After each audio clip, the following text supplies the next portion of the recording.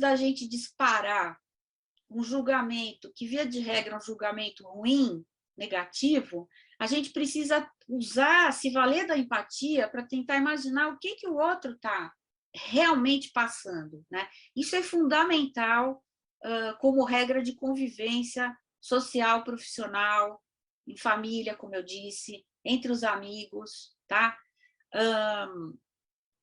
Isso aí passa pelos sentimentos das outras pessoas, pela forma de ver o mundo. Isso é super importante, pessoal.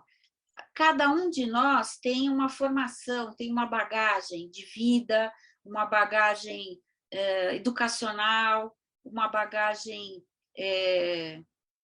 enfim, de educação mesmo em casa e educação na escola, e isso faz de cada um de nós um ser único. Cada um de nós tem um jeito de ver o mundo, tá? Então, fatalmente, a gente vai encontrar divergências aí de opinião sobre as coisas. O que a gente não pode... Ontem eu estava vendo um programa super bacana no GNT, que não sei se algum de vocês já viu, que é o Papo de Segunda, eu adoro. E ontem o pessoal estava falando justamente sobre isso, né? Quer dizer, conflitos sempre vão existir. A questão é como a gente lida com os conflitos, né? Não é fugir do conflito, é impossível. A vida apresenta conflitos e apresenta desafios para a gente todo dia. Mas como é que a gente lida com isso, né? Bom, deixo essa pergunta no ar e abro para o Sila comentar um pouco, por meio da experiência dele, como é que tem sido essa vivência dele no mercado de trabalho. Então, Sila, está com você. Eu fiz uma brevíssima apresentação de você para os alunos, comentei com eles algumas posições que você ocupou no Itaú Unibanco, que foi uma carreira de mais de 14 anos, né, Sila? Depois no São Luís, mais outro tanto, aí 6 anos na área financeira. E aí, rapidamente, cheguei na função atual, que está sendo um desafio para você, que se abraçou de corpo e alma, e que está sendo muito legal, pelo visto, que é essa montagem do zero de um banco eletrônico, né, uma fintech, né? Então, está com você, Sila, vamos lá. Tá bom. Bom dia ainda, falta 1 minuto para as 12 horas. Bom dia, gente. Espero poder contribuir com vocês aqui. Não é sempre é mais difícil falar de nós, né? De nós. Você tem um tema, estuda esse tema, a gente fica mais tranquilo. Quando a gente vai relembrar fatos tal, e falar da experiência, sempre é um desafio. Mas eu espero poder passar um pouco dessa vivência da minha carreira, fazer um breve resumo para vocês e tentar, de alguma maneira, linkar com alguns componentes que a Renata apresentou. Primeiramente, eu quero deixar claro aqui que no momento desse de implantação do banco, vocês imaginam como é que está a minha agenda. São 2, 3 reuniões no mesmo momento acontecendo. E eu aceitei esse convite muito em função do que representa a Renata, né? A Renata, como profissional, como amiga que merece toda a consideração. Então, acho que primeiro colocar esse ponto. E tudo começou lá com 19 anos, né?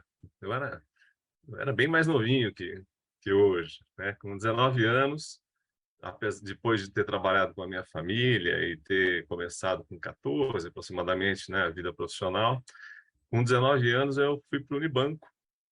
Na época não era Itaú Unibanco, era só o Unibanco.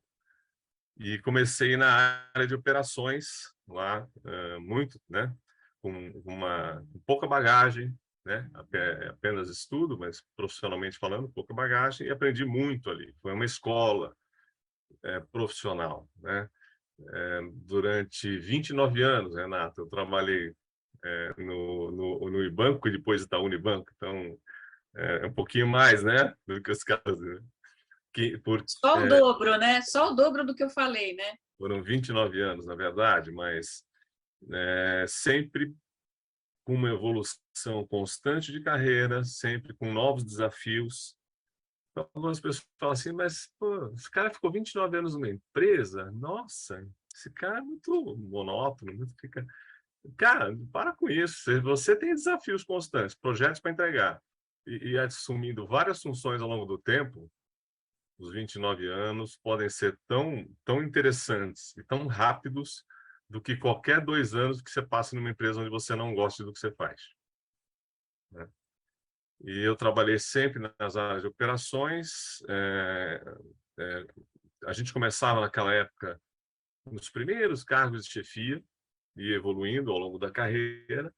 O fato que com 1990, 9 anos, eu já era gerente do banco.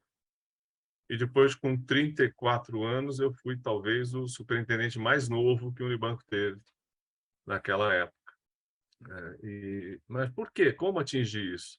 Atingir pelas entregas, pela dedicação, né?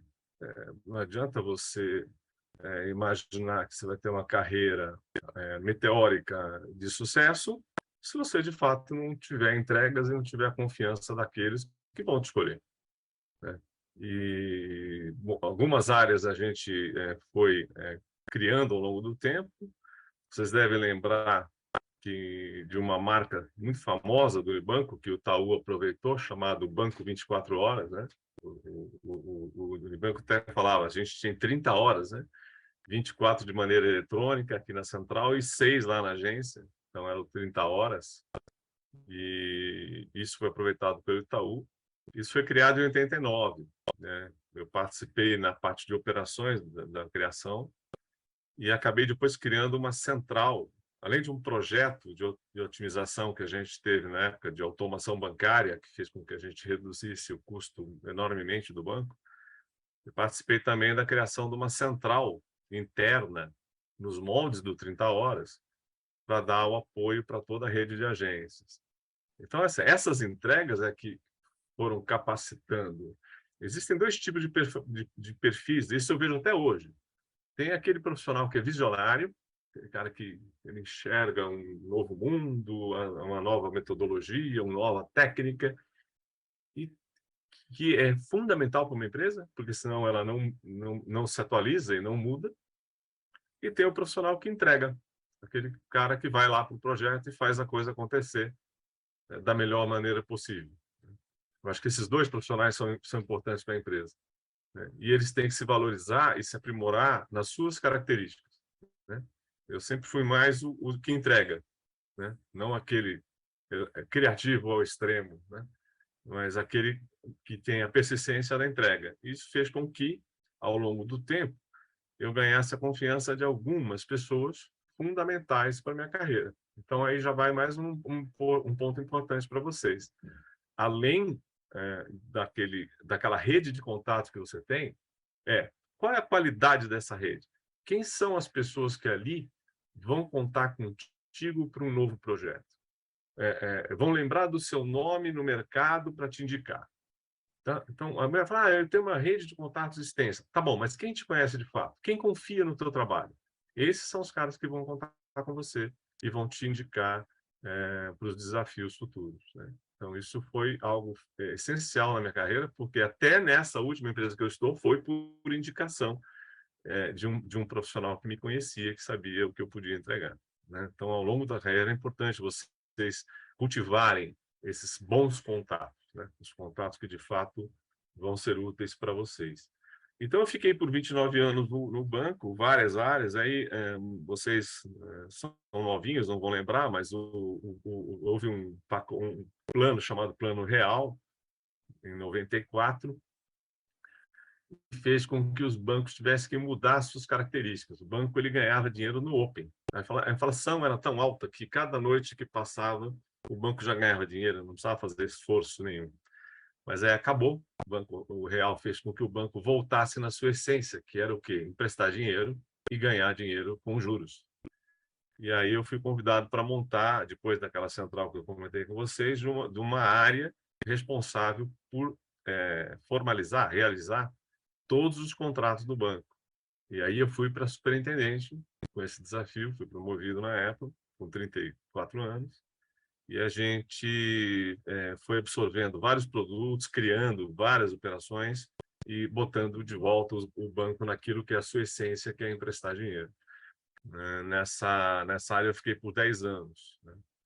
E se você olhar a minha formação, você vai falar, pô, o que que esse cara estava fazendo no banco, né? A minha formação, eu sou cirurgião dentista, né? Se eu fosse engenheiro, como o meu vice-presidente na época, engenheiro químico, pô, eu teria metodologia, pelo menos, para aplicar, né?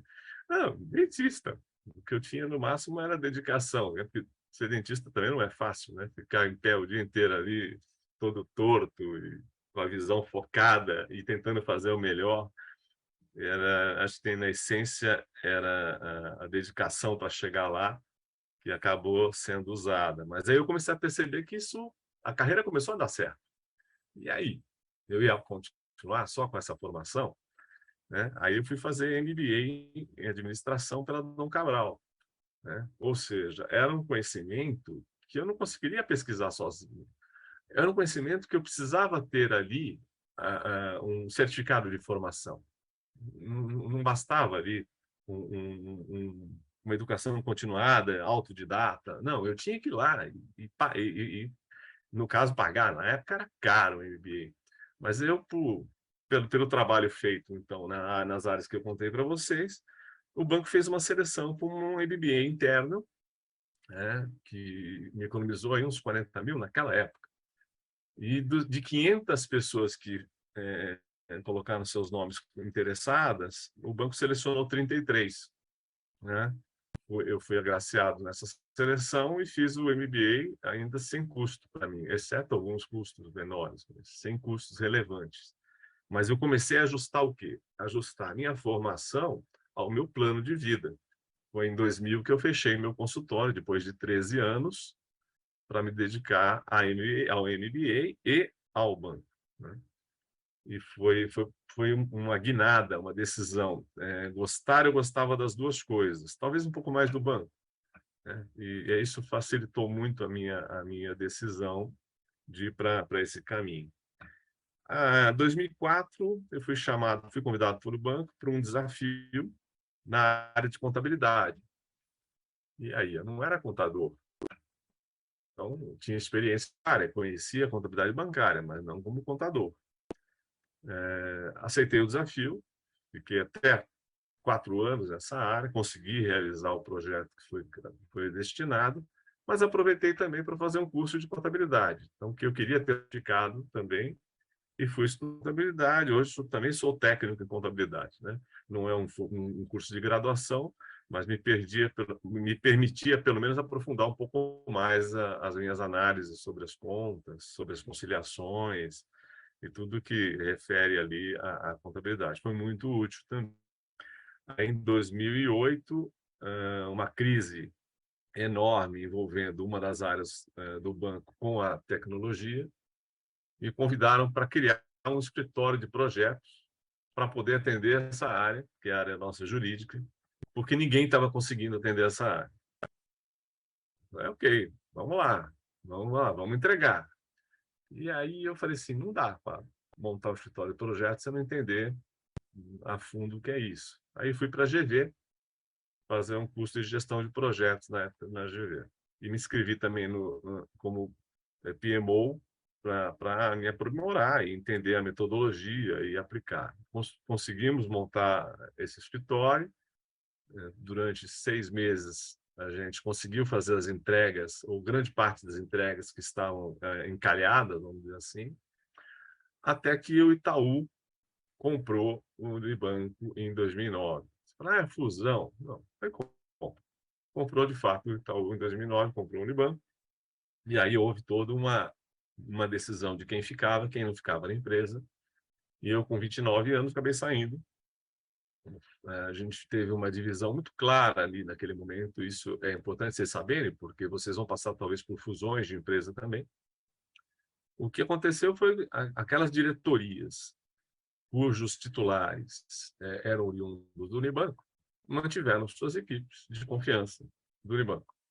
As diretorias cujos titulares eram oriundos do Itaú fizeram o inverso, mantiveram, né, a sua equipe de confiança, né? E a área de projetos de TI ficou com o Itaú, portanto, e eu também não tinha formação clara de TI. o fato é que eu acabei saindo em 2009, março de 2009, e aí vale aquilo que eu falei para vocês no início. Uma das pessoas que me conhecia e a minha capacidade de entrega, me convidou para ser financeiro de uma rede de hospitais, talvez alguns de vocês conheçam, que é a Rede DOR, na época dos hospitais São Luís, aqui de São Paulo, né? E aprendi muita coisa, fui para um outro mundo. E aí eu faço um paralelo nessa mudança, gente, com o que acontecia no mercado bancário naquela época. O Unibanco, em 95, comprou o Nacional, um banco que existia naquela época, um banco grande, praticamente do mesmo tamanho do Unibanco, mas com problemas sérios de gestão, e o banco comprou o Nacional. E aí foi a grande compra de um processo todo de concentração de bancos.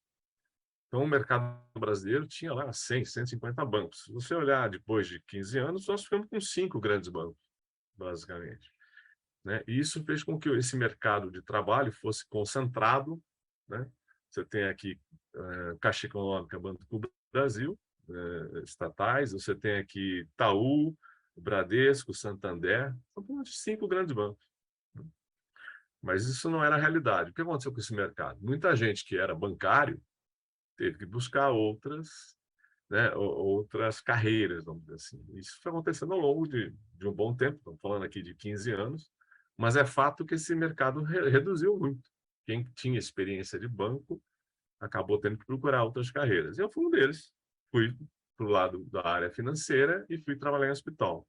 Como a Renata comentou, fiquei 6 anos no hospital, aprendi muito lá, a complexidade toda desse mercado hospitalar, né? É enorme.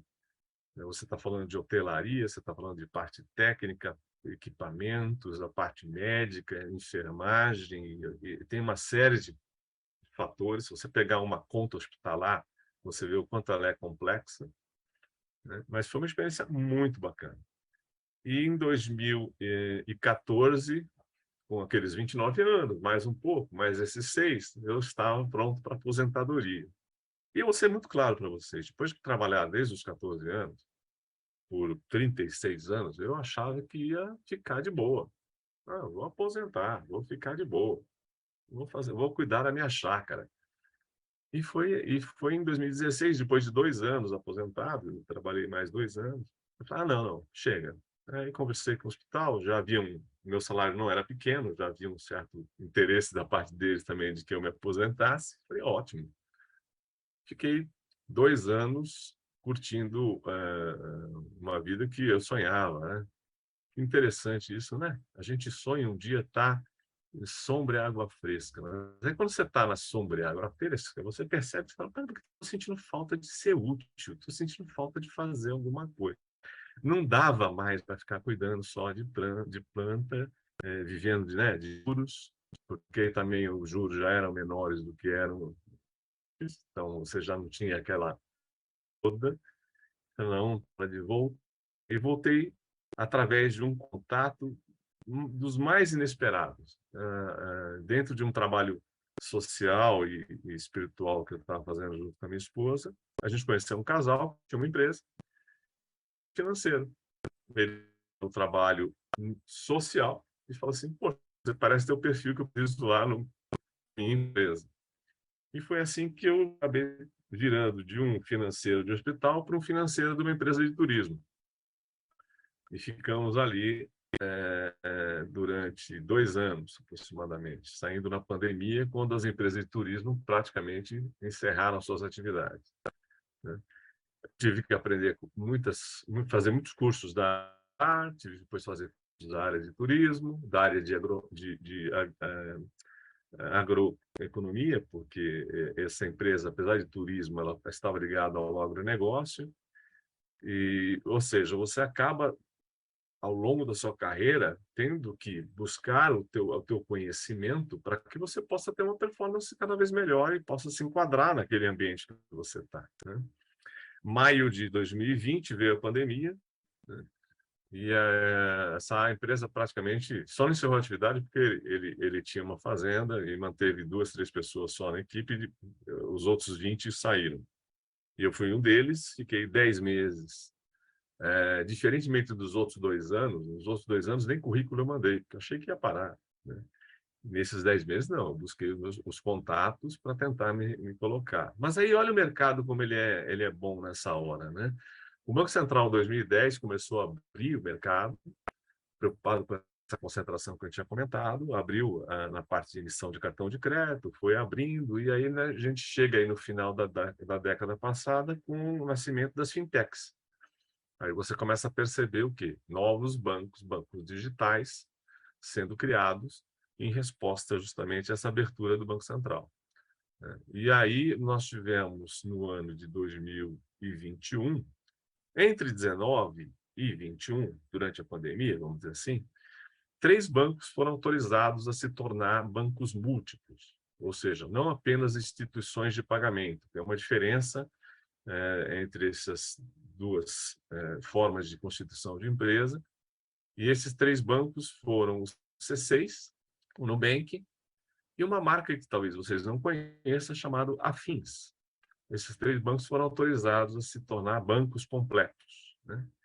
O Banco Afins, diferentemente de uma fintech que nasce praticamente do zero, o Banco Afins é uma nova marca de um banco chamado Sorocred, que começou lá em 1990, ou seja, um banco de 30 anos, emissor de cartão de crédito, tinha empréstimos e financiamentos. Então, é um banco que já por volta de... tem a maquininha, né? Maquininha para cartão de crédito chamada Afins, mais conhecida no interior de São Paulo e de alguns outros estados também.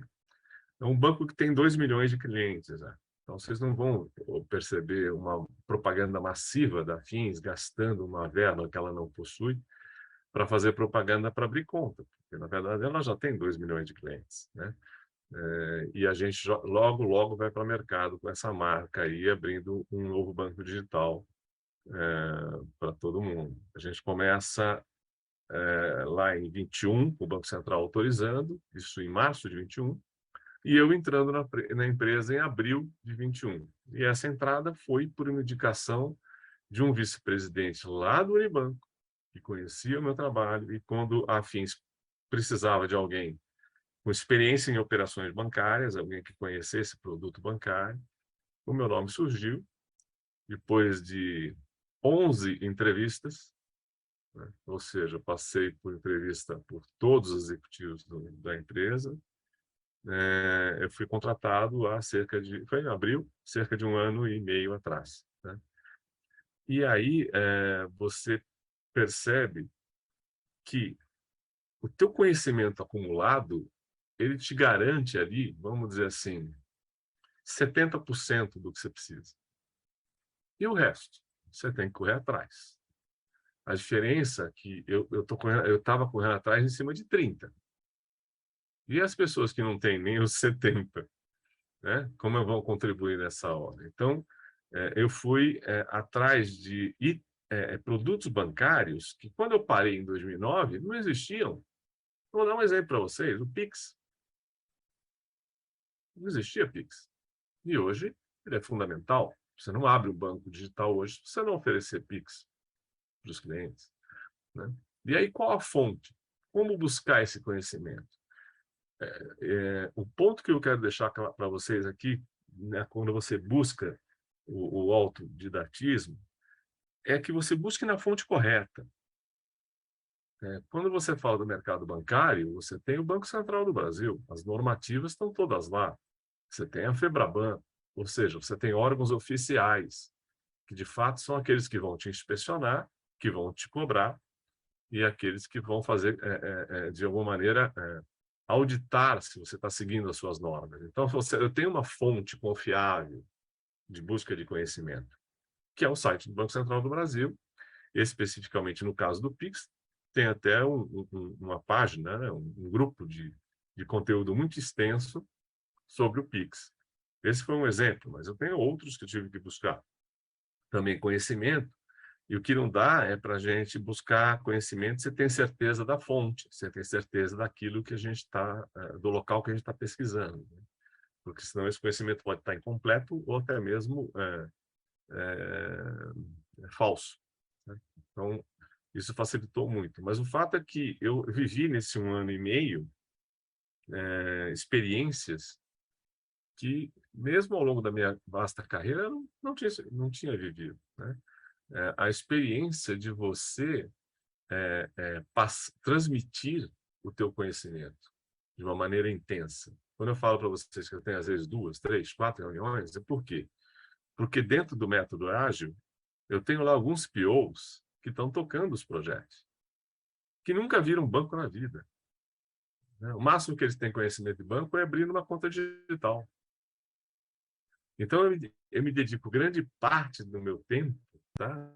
Orientando, instruindo, mostrando como funciona, como é tal coisa, que cuidado eles têm que tomar no projeto. Experiência que, até então, quando eu parei lá, eu falei da minha experiência como gestor de projetos, a metodologia era o PMI, não tinha método ágil ainda. Então, olha a troca que interessante, né? Vocês já perceberam, pelo tempo que eu falei que eu tinha no banco, estou com 61 anos. A coisa mais prazerosa na vida profissional de alguém, dentro do Brasil especialmente, é você se sentir útil profissionalmente falando com 61 anos de idade. Isso não é simples. Vocês devem saber, o mercado depois de 50 é complicado, né? E a gente consegue ter o prazer de ser útil, e ao mesmo tempo aprender de novo. Então, olha como é bacana. Ao mesmo tempo que eu estou passando essa experiência toda dos produtos bancários, das normas, de como funciona, como tem que ser montado um sistema, eu estou aprendendo o método ágil com eles. Eu estou aprendendo também como é que funciona, como é que roda ali, você ter a cada 15 dias uma entrega, os programas de teste, ou seja, é uma troca muito bacana, né? Muito bacana, porque você mantém a sua mente ativa, né? Mantém o teu conhecimento sempre em evolução, né?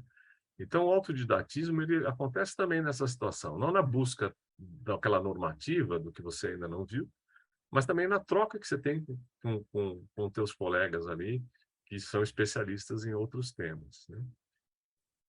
Eu acho que a gente falou, eu vi no finalzinho da apresentação, vocês comentando sobre empatia, né, Renato? Eu acho que a empatia, gente, ela é uma das ferramentas, uma das formas mais úteis para você atuar no seu dia a dia. E eu vou falar para vocês como gestor, tá? Como gestor. O gestor, se ele não tomar cuidado, ele toma um erro muito grande de contratar pessoas com o perfil dele, porque é mais fácil. Essa empatia é quase automática, porque o perfil é exatamente o mesmo, né? E quanto rico vai ficar o teu time, o teu quadro, quando você só põe do mesmo? Quando você só põe as mesmas pessoas que você tem facilidade. O objetivo não é você ter um time forte. Então, quando você está como gestor montando um time, você tem que buscar, de fato, os recursos que vão render o máximo possível para aquilo que você precisa. Nem sempre eles são iguais a você. E aí vem o desafio de você se colocar no lugar daquela outra pessoa que pensa diferente de você, mas que para você, gestor, ela é muito útil. E aí você tem... Eu tive, ao longo lá daquela atividade que eu comentei de vocês, de contratos, eu tinha 18 advogados trabalhando sob minha gestão, além dos outros 230, porque tinha 250. Tinha 230 com perfil de bancário, de produtos, aqueles visionários que eu falei, de criação e tal, mas eu tinha 18 advogados. E o meu perfil, por exemplo, é um perfil matemático, eu sou de números, eu adoro uma planilha Excel, né? Adoro um PPT para vender o que eu estou fazendo, mas me botar na frente de um Word, escrever um texto de 5, 6 páginas, cara, eu faço, mas, não é prazeroso para mim. E os advogados, eles, é engraçado, talvez a gente tenha alguém aqui no grupo, não sei, eles vibram com textos. Assim como eu vibro com a planilha, quando eu faço uma planilha com fórmulas legais, eles vibram com o texto.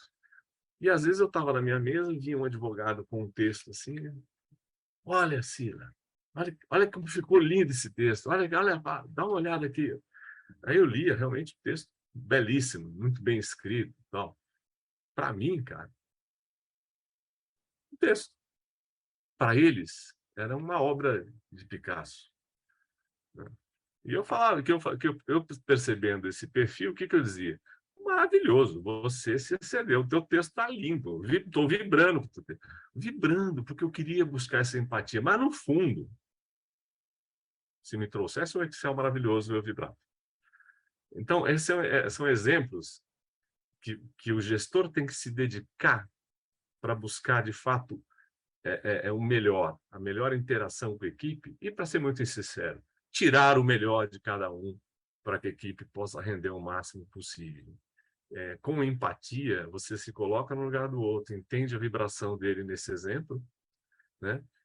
E pode trabalhar melhor os sentimentos, usar melhor a sua inteligência emocional para se inserir e para extrair o máximo dessa equipe. Afinal de contas, você vai ser cobrado pelo máximo, se não por mais do que isso, né? Então, eu acho que a empatia tem muita... cara, ela tem uso. Eu falei um exemplo aqui, mas tem uso no dia a dia. No dia a dia, no seu lar. O quanto você tem empatia pela sua companheira ou companheiro? O quanto você se coloca no lugar dele, né? Muita gente, hoje em dia, entrando para uma área mais perigosa, mas vamos lá, muita gente hoje em dia fala, não, casar para quê? Casamento e tal. É um desafio puro de empatia. Porque como é que você vai se colocar, como é que você vai se dedicar a outro e receber a dedicação desse outro se você não tem empatia, se você não se coloca no lugar do outro? A gente estava fazendo uma palestra e eu vi um texto falando de uma criança falando o seguinte, a pergunta para a criança foi assim, o que você vai querer ser quando crescer? Essa pergunta é histórica. A criança falou assim, eu quero ser um iPhone. Aí foram perguntar para a criança, com toda a inteligência que elas têm, que a gente não pode menosprezar, por que você quer ser um iPhone? Cara, eu quero ser iPhone porque minha mãe fala com ele, minha mãe brinca com ele, minha mãe passa mais tempo com ele do que comigo. A minha mãe não sei o quê, minha mãe, minha mãe, minha mãe, minha mãe. Que empatia essa mãe tinha com o iPhone e que empatia essa mãe tinha com o filho.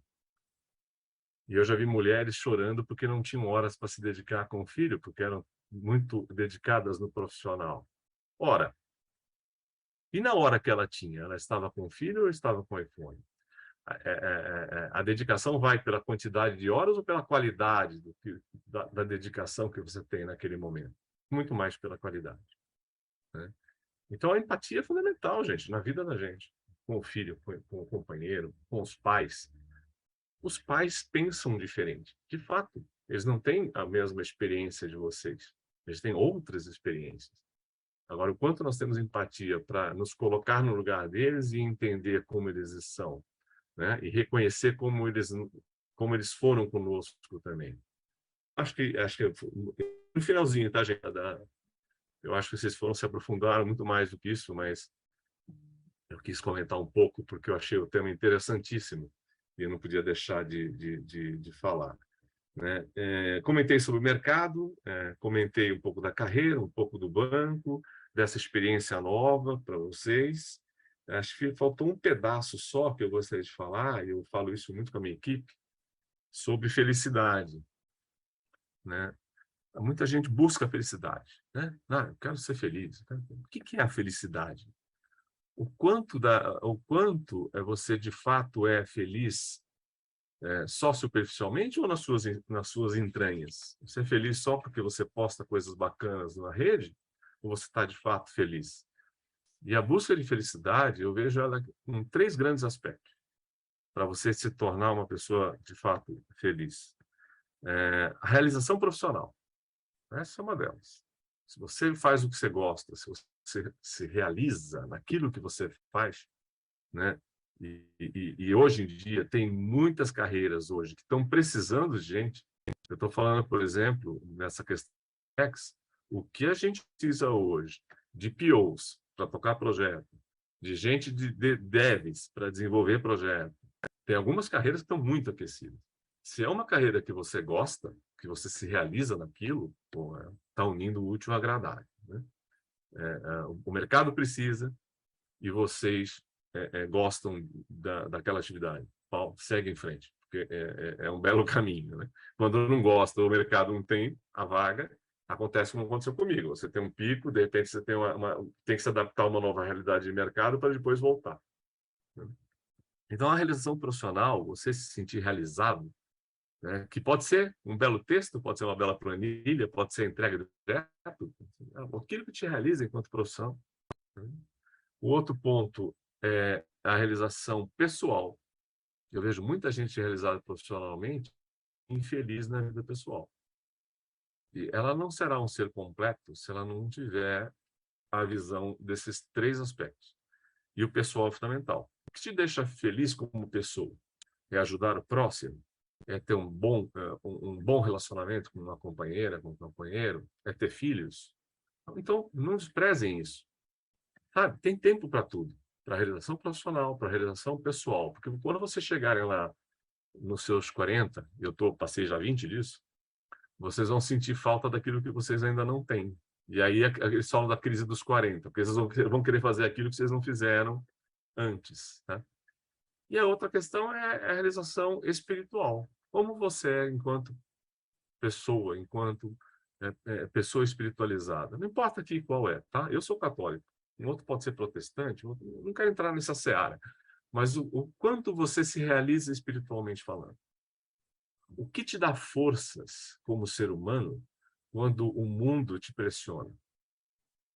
Aonde você busca essas forças? Tem gente que busca essas forças, sei lá, no Espiritismo, em Santo Antônio, Nossa Senhora Aparecida. Cara, eu não vou entrar nesse mérito, mas é importante que você tenha cultivado o seu lado espiritual.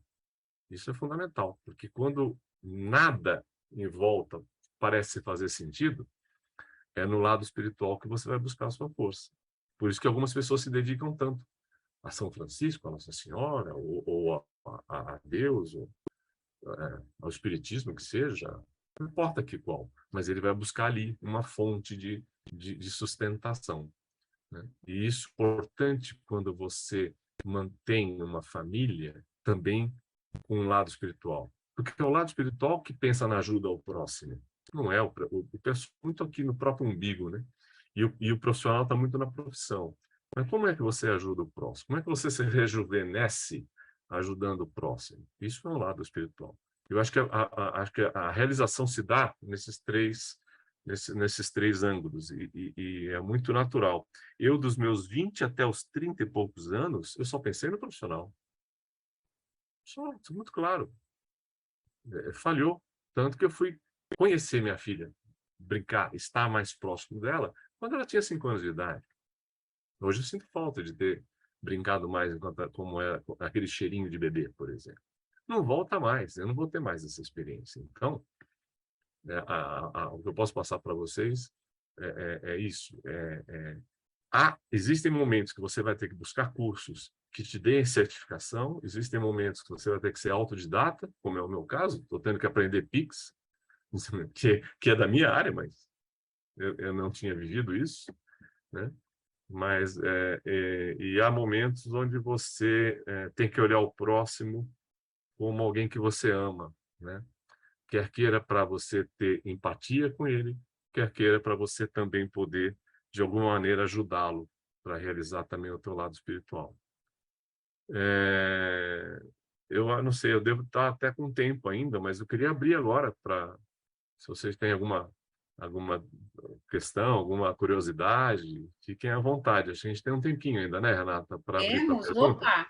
Eu já estou vendo até que tem aqui. Bom, só um parênteses, falando em felicidade, nesse momento eu estou muito feliz, porque com a sua presença aqui, eu adoro, adoro, adoro poder interagir com outras pessoas, exatamente por isso, porque é de uma riqueza, assim, a vivência do outro seja qual for, sempre traz riqueza para a minha vida, pelo menos. Eu acho que pode trazer para todo mundo se a gente souber olhar dessa forma, né? E eu fico feliz também de poder estar proporcionando isso para os alunos, né? Então, acho que aí pega um pouco também da minha realização enquanto docente, né? Enquanto professora, porque eu me empenho para trazer bons conteúdos, e uma pessoa como você que tem tanto a contribuir, né? Que fez uma carreira, assim, na minha opinião, brilhante, tem uma carreira brilhante, né? E vocês viram, né, pessoal, o tanto de resiliência, assim, vem, sacudida no país, tá lá o Sila, vendo para onde que eu vou agora, e vai, né? Fez uma escolha de vida, tudo bem, eu estudei para ser e me formei como cirurgião dentista, adoro isso, trabalhei com isso, mas é o que eu quero? Não, no momento não, eu estou preferindo a outra carreira, vai atrás para compensar os conhecimentos que faltavam naquela área e para ter sucesso naquela área, né? E está até hoje, tanto que está agora encarando um desafio, né, Sila, que você inclusive tem muito em comum com a sua filha, com a Marília, que está atuando também nessa parte. Então, é super legal que ele está tendo uma troca intensa com a filha dele agora, de 30 e poucos anos. Os dois estão trabalhando ali par e par, né, com experiências similares, não é, Sila? Ela é PO de um banco, né, na área de investimentos, já conhece mais investimento do que eu, isso me dá muito orgulho, e a gente troca muita ideia, muita ideia. Não, e detalhe, né, que ela também é uma pessoa super batalhadora e resiliente, porque a Marília, para vocês terem uma ideia, ela estudou moda. Ela fez Ela moda. ama provavelmente até hoje. No entanto, o mercado de trabalho foi mostrando para ela que, infelizmente, não dava para ficar naquilo, e ela acabou tendo outros interesses, tendo a mentoria do pai, e hoje está uma mulher de sucesso, Bárbara, que eu admiro muito também, que eu acho a Marília me representa. E é isso aí. Então, é importante, né, pessoal? Acho que deu para dar uma amarrada em tudo que a gente viu nas aulas com o depoimento do Sila, né? E eu estou aqui já no chat, Sila, com algumas perguntas. Por exemplo, peraí, deixa eu chegar lá. O Leonardo. O Leonardo pergunta o seguinte para você: o senhor, como gestor de equipe, quais são as habilidades ou características mais valiosas que o profissional pode ter? Além da empatia, né, Sila, que você já apresentou, né? Sim, né,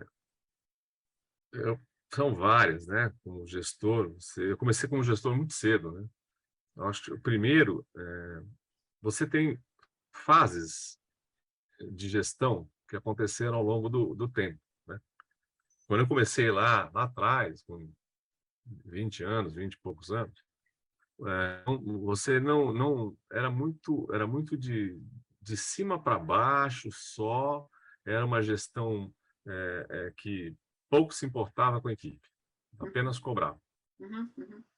Aí em 90, uma guinada onde você passa a ter uma gestão mais participativa.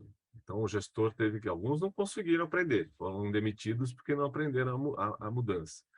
Mas você passava a dar voz para a equipe, né? E aí o gestor passava a ouvir, a dar voz, que eu digo, de decisão para a equipe. Olha que absurdo, antes não tinha voz decisiva nenhuma, né? E aí, ao longo do tempo, foi mudando. Hoje, o gestor ele é muito mais um condutor do que um realizador. Quando você tem que conhecer do assunto profundamente, mas ser humilde o suficiente para fazer com que a entrega aconteça na equipe e não apenas sobre sua batuta. Então, ela é muito mais prazerosa. Eu vou dizer para você que é muito mais eficaz, porque quando você tem uma equipe de, por exemplo, 4, 5 pessoas, elas vão pensar com 4, 5 muito melhor que você pensaria individualmente, ou seja, o resultado vai ser muito melhor se você der liberdade. O fato da liberdade e provocar que a construção parta da equipe não significa que você não vai monitorar, não significa que você não vai acompanhar os resultados, aquilo que você espera atingir em cada fase das entregas. Então, o gestor hoje é muito mais alguém que apoia, alguém que dá o suporte para que a equipe possa render, mas alguém que tenha responsabilidade, é alguém que será cobrado, portanto, ele tem que monitorar e tem que acompanhar se, de fato, os resultados estão acontecendo. Eu adoro, como gestor, quando eu consigo evoluir alguém, capacitando alguém e promovendo alguém. Detesto, como gestor, quando eu tenho que fazer uma análise de performance e perceber que eu tenho que, infelizmente, tirar alguém do time. Esse é o lado chato de ser gestor. Mas a gente tem que ser muito justo, dar toda a possibilidade para aquela pessoa que não está performando vir a performar, mas, por outro lado, nós também temos que ser justos com as outras pessoas. Porque chega um ponto que, se você não tira, você prejudica os demais, a realização do todo, né? Então, o papel de gestor, que muita gente não subestima, mas quanto mais você se dedicar, mais ele é prazeroso, porque você se realiza na entrega e também na evolução da equipe.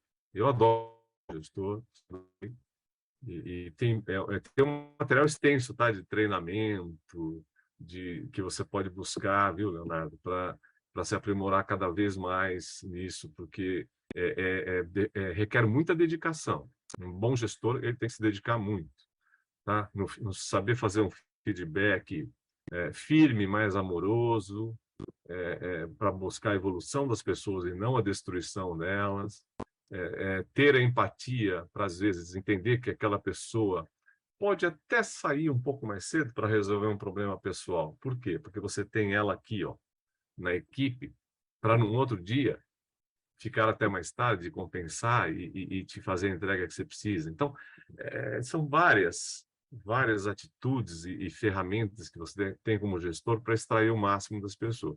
Vale a pena mergulhar nesse estudo. Eu acho que vai ter um bom retorno sobre isso. Quanto mais você mergulhar nas técnicas e na forma de gestão.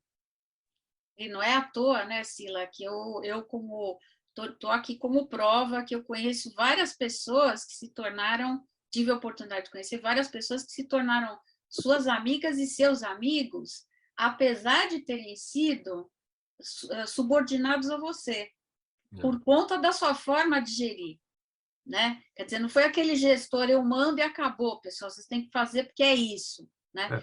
Com todo esse conjunto de competências, de soft skills, o Sila sempre conseguiu entregar, porque ele era responsável pelo resultado da equipe, porém, ter as pessoas com ele, né? Então, isso é maravilhoso, quer dizer... Você não pode ser um destruidor, você não pode ser um trator. Eu vou entregar de qualquer forma, porque você destrói a equipe. A próxima entrega... Essa era a forma de gestão antiga, né? Mas não espere reconhecimento disso, porque, assim, muitos só vieram comentar isso depois, tá? Trabalharam comigo 10 anos, quando não davam esse tipo de reconhecimento naquele momento, e aí, quando saíram, foram ter outras experiências com outros gestores. Aí depois, olha, a gente era feliz e não sabia. Aí passaram pelo moedor de carne, né? Viram mas que... também cometi muita besteira. Faz parte do aprendizado. Também cometi minhas besteiras e faz parte. Acho que o importante é você não as cometê-las novamente. Sem Não as dúvida. cometer novamente. Reconhecer que quando você erra, para falar, o pari, eu não vou mais por esse caminho. Né? Samir, se você puder dar uma esclarecida, eu não estou entendendo bem a sua pergunta. Você está falando assim, as indicações foram de quem? Ligações mais fortes ou mais fracas? Se você puder abrir o microfone ou escrever novamente, o que você está querendo saber com isso? Pelas indicações que o Sila recebeu para trabalhos, e eu não entendi direito essa parte do mais fortes ou mais fracas.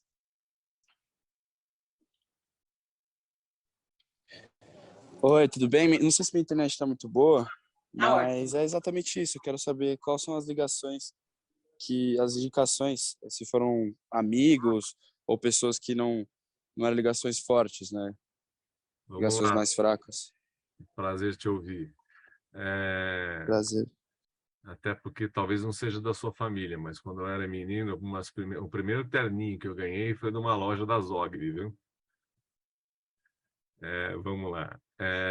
Mas não é. Acho que é o Zogby sem H, né? Mas é só coincidência, mas vamos lá. É. Normalmente, essas indicações partem de alguém que foi teu gestor e que tem a confiança porque você fez as entregas que ele esperava no momento que ele esperava e com a qualidade que ele esperava. Então, as principais indicações, quando eu cito aqui, por exemplo, o vice-presidente do banco, tal, foi porque veio dessa, são duas pessoas, basicamente, mas fortemente uma delas, veio dela os principais desafios que eu tive e que consegui concluir. Isso elevou a minha carreira e a dela também. Então, sem dúvida, as indicações elas têm que ser fortes. Fortes por quê? Porque elas são respeitadas e reconhecidas. Então, quando um vice-presidente do banco chega para um o dono ou o presidente de um banco novo de uma fintech e fala, olha, aposta nesse nome, escuta, conhece essa pessoa.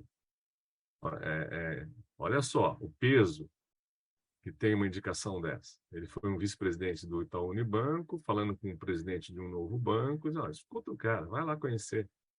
Então, sem dúvidas, dependendo do nível que você atinge na sua carreira, a indicação tem que ser forte. Agora, não significa que em várias fases da tua carreira a indicação do amigo não seja válida. Lógico que é. Eu, ao longo da carreira, eu recebi várias indicações de amigos para um conhecido, para um filho, para um cargo. Minha filha mesmo, minha filha indicou 3 ou 4 pessoas para o BV, porque ela tinha saído do BV, mas ela tinha o respeito ainda no BV, ela indicou 3 ou 4 amigas dela, mas para cargos de PO, para cargos que estavam começando. Então, eu acho que tudo depende também do momento de carreira, do nível que você está. Tá? Então, a indicação ela pode ser forte, mesmo sendo de um amigo, mas é para um nível onde o respeito desse amigo, naquele nível, se faz presente. Ela se torna forte para aquele cargo. Né? Não sei se eu te respondi. Era isso, Samir? Por favor, se não for, fique à vontade. Respondeu, claro. Obrigado, viu?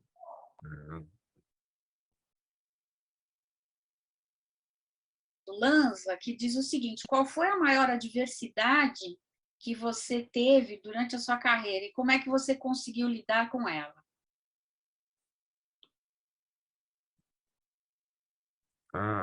Eu acho que, talvez, olhando a carreira, a maior adversidade foi quando você, ao longo de alguns anos, você passa de comprador de bancos a vendedor, a ser vendido. Talvez tenha sido o momento mais complexo da carreira, porque o banco comprou 3, 4 bancos, eu sempre estava presente ali na equipe de absorção dos bancos, né?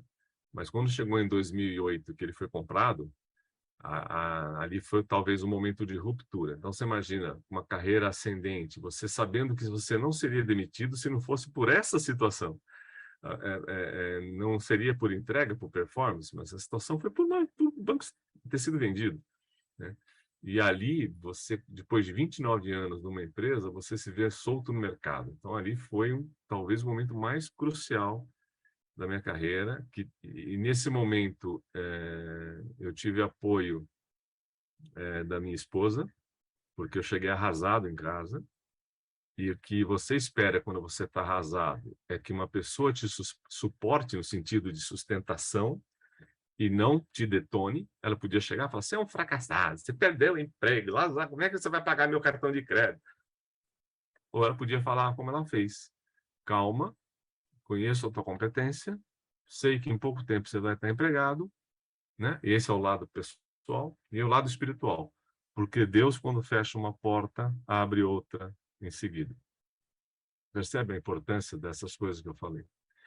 3 meses depois, eu estava sendo indicado para a Redditor para trabalhar na área financeira de Redditor por um ex-diretor do Unibanco. E em 3 meses eu estava empregado. Por coincidência, quando eu saí, a legislação bancária previa 3 meses de multa de salário. Portanto, nos 3 meses que eu fiquei sem trabalhar, nesses 3 meses eu recebi salário, os 3 meses. Né? E eu estava empregado no 4º mês. Agora, qual foi a minha decisão nessa hora? Foi não continuar em banco. Porque eu fui para uma empresa de recolocação, mandei 150 cartas para os bancos, eu tive 2 respostas só. E de bancos que não me interessavam porque estavam quebrando. Então, era o mercado que estava mudando. E aí eu tive que tomar a decisão dura de recomeçar num hospital, né? Numa área, num mercado totalmente novo, e sair de banco. E não me arrependo, acho que foi a atitude certa na época. Isso para dizer talvez o maior desafio, tá? Agora, tem vários desafios menores. Uma guinada de um projeto que você está conduzindo, de repente a empresa corta o budget, fala, ó, você não tem mais essa verba, você vai ter que implantar menos do que você previa. Isso dói no coração, você tem que voltar lá e reestudar o projeto, entregar menos do que você imaginava, imaginar que ele possa ter outras fases sequenciais para poder atingir o objetivo lá no final, né? Pessoas que, de repente, na tua equipe, que você admira e que acontece, recebe uma proposta e te deixam na mão no meio de um projeto. Então, tem vários desafios, citando alguns aqui, dá para listar, tá? Que acontecem ao longo da carreira, e você tem que ter muito cuidado de conduzir cada um deles, né? Tem que pensar muito bem, planejar, entender os prós e contras de cada atitude, mas são vários desafios. Acho que, pessoalmente, enquanto foi esse que eu citei, mas tem outros menores, como esse que eu comentei com você, que acontecem. Perder um grande profissional, perder grana para investimento no projeto, ter decepções do tipo, estão me entregando algo que não foi o que eu pedi, e aí você tem que tentar ajustar, né, a entrega, que nem sempre o fornecedor, e às vezes o fornecedor nem é externo, é interno, né? É alguém da tua TI, por exemplo, da tua tecnologia, alguém que não conseguiu entregar aquilo que você imaginava. Então, tem vários desafios que você tem que saber como contornar. Às vezes, o ótimo é inimigo do bom. Então, você também, por mais que você tenha persistência, você tem que, às vezes, ceder, porque entregar o bom vale a pena, porque o ótimo você pode buscar em outras etapas, né? E a gente, quando tem uma expectativa muito alta, às vezes você está esperando só o ótimo, né? E aí a decepção vem quando isso é possível, o bom, né? E aí você tem que entender que o bom faz você competir no mercado. Então, vamos em frente, é o que vale. Aí depois você busca o ótimo.